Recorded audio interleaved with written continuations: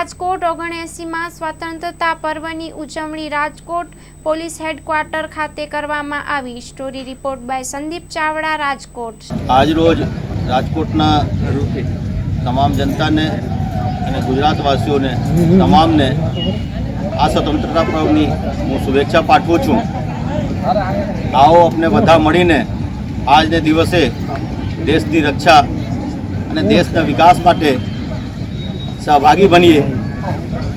देश उत्तरोत्तर प्रगति करता रहे ते मुजब अपने बधा मळीने काम करिए। साइबर क्राइमना किस्साओ વધતા જાય છે, તેની સામે સાયબર લેબ પણ તૈયાર છે રાજકોટમાં। લોકો ફ્રોડથી બચે એ માટે આપનો શું મેસેજ રહેશે? હાલના યુગમાં જેવી રીતે ટેકનોલોજીના વિકાસ થયા, આમાં બધા લોકો સાયબર યુગમાં આપણે આવી ગયા।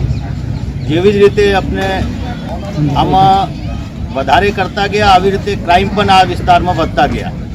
હાલમાં સાયબર ક્રાઇમ જે કરનાર લોકો છે, આ લોકો સફળ નહીં થાય, આ માટે આપણે દરેક વખતે સાયબર ક્રાઇમના જાગૃતિ લાવવા માટે કાર્યક્રમો કરી રહ્યા છીએ। અને આ બધાને ફરીથી અનુરોધ છે કે કોઈ પણ સંજોગમાં આ સાયબર ક્રાઇમના જે લોકો છે, આ ક્રાઇમ કરનાર જે આરોપીઓ છે, આ લોકોને સિકંજામાં નહીં આવો।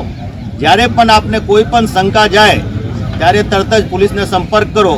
ખાસ કરીને આ ડિજિટલ એરેસ્ટ અને જુદી જુદી મોડસ ઓપરેન્ડીથી શેર બજારમાં પૈસા લગાવવાનું, બીજા કોઈ સ્કીમમાં પૈસા લગાવવાનું અને વળતર મોટા આપીએ, આ બધા લોભાવની ઓફરોથી આપ બચો।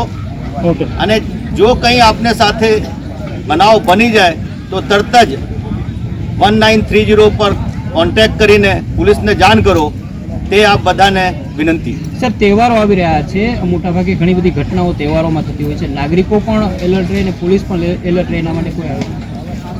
હાલમાં જન્માષ્ટમીના મેળા ચાલી રહ્યા છે, પછી ગણપતિ આવશે અને પછી નવરાત્રિ આવશે।